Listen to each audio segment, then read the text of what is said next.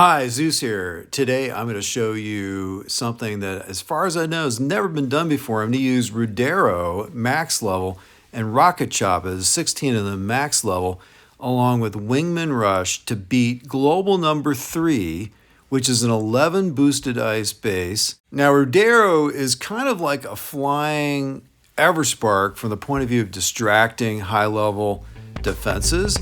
So the Wingmen spawn 2 every 5 seconds, which is slower than Everspark spawns its 3 critters, which spawn every 3.8 seconds.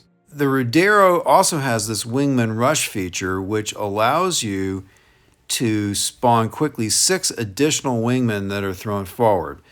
Now here I'm counting up the boosted ice on global number 3's base, and 10 statues are very easy to find. There's one offensive statue boosted there. And hidden in the trees back there, I finally found the 11th boosted ice statue. Now, why is this a very interesting thing to do here? Well, when you attack a high-level boosted ice base like this, it's very difficult with 3 boosted offense, which is all I've got.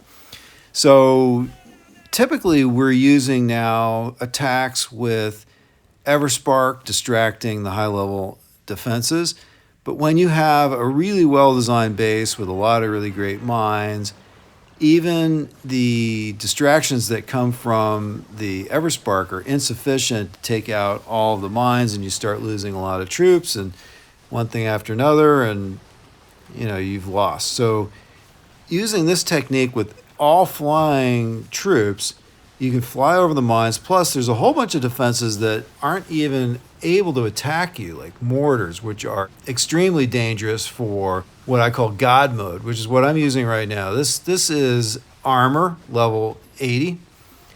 And armor level 80 is extremely effective for reducing damage from rocket launchers. So, one of the problems with using Rocket Choppas is that they only have a certain amount of health, and you can already see that my Rocket Choppas are starting to lose a ton of health. But I've taken out almost the entire right side of the base, and the Wingmen are distracting the Doom Cannon.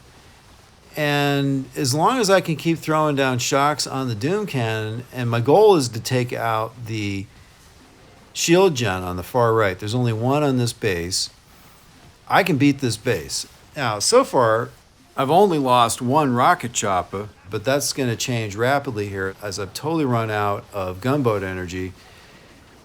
I've almost got the shield gen down. And I just don't have any more time. I have the gunboat energy to do a rush on the Doom Cannon, so I do that. And then I quickly flare back to the shield gen, lose a whole bunch of Rocket Choppas in the process there.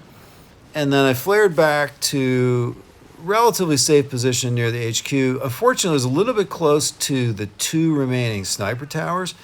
So they started taking out Ruddero's Wingmen.